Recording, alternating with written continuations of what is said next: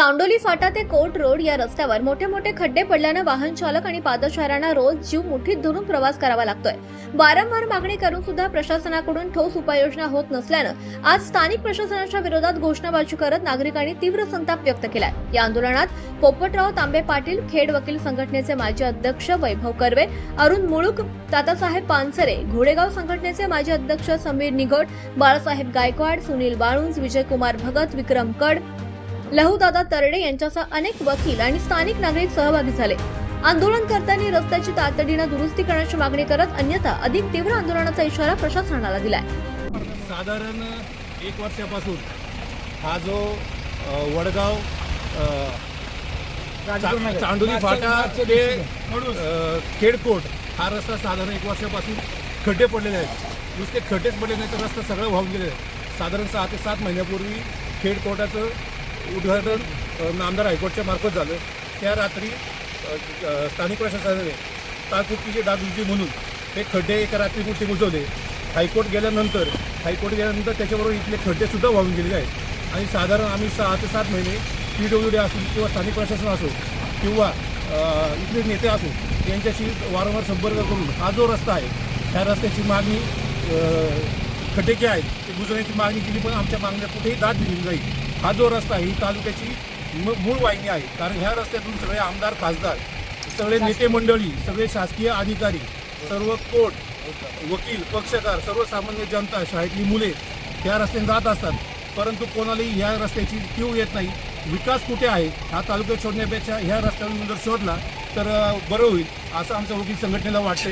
वकील संघटना अशा कार्यक्रमामध्ये कायम अग्रेसर राहते आणि हा सुद्धा आहे, हा एक भाग वकील संघटनेने हाती घेतलेला आहे। लवकरात लवकर म्हणजे 8 दिवसाच्या आत हे जर खड्डे बुजले नाही तर यापेक्षाही मोठं आंदोलन करण्याची वकील संघटनेची ताकद आहे आणि ती पुढे आम्ही तुटू शकतो अशी या रस्त्याची परिस्थिती झालेली आहे। आणि हा मुख्य रस्ता आहे तालुक्याचा मुख्य रस्ता आहे। आणि हा मुख्य प्रवेशद्वारामध्ये जर अशी अवस्था असेल तर तालुक्याची काय अवस्था आहे? आणि आम्ही अनेक दिवसापासून सांगतोय की तिथं जिल्हा न्यायालय आहे, शासकीय सर्व कचेऱ्या आहेत, मुख्य प्रवेशद्वार आहे। हा रस्ता जो आहे हा मुख्य रस्ता असताना त्याची अवस्था अशी दयनीय झालेली आहे। वास्तविक आता शासनानं, प्रशासनानं याच्यात लक्ष देणं गरजेचं आहे। या ठिकाणाहून आजी माजी लोकप्रतिनिधी प्रवास करत असतात, सतत अनेक लोकप्रतिनिधी या ठिकाणी जात येत असतात। अनेक दिवसापासून या रस्त्याची अशी अवस्था आहे, परंतु त्यांचं कुणाचं याच्याकडे लक्ष नाही।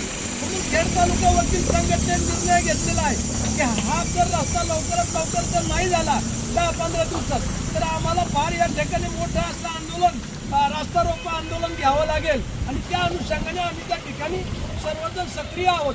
कारण हे जिल्हा न्यायालय आहे, या जिल्हा न्यायालयामध्ये पुणे जिल्ह्यातील नव्हे तर संपूर्ण महाराष्ट्रातून, देशातून अनेक लोक येत जात असतात आणि या लोकांची ही गैरसोय होते। ही गैरसोय दूर करणं आमचं वकील संघटनेचं आद्य कर्तव्य आहे। म्हणून या ठिकाणी आम्ही रस्त्यावरती उतरून हा वृक्षारोपणाचा कार्यक्रम या ठिकाणी आपल्या समोर करत आहोत आणि आमचा संपूर्ण वकील संघटनेचा या आंदोलनाला पाठिंबा आहे आणि त्या ठिकाणी आम्ही हे आंदोलन यापुढे सुद्धा तीव्र करणार आहोत।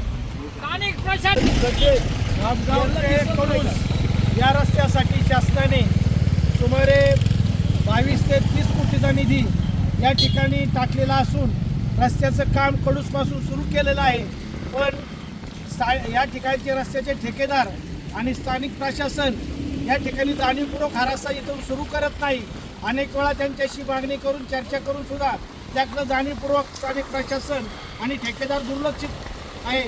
तर माझं असं शासनाला, अधिकाऱ्यांना म्हणणं आहे की संबंधित ठेकेदाराला ताबडतोब उद्यापासून हा रस्ता सुरू करून लोकांची गैरसोय टाळावी आणि अन्यथा आमची खेड तालुका वकील संघटना हे आंदोलन तीव्र होईल।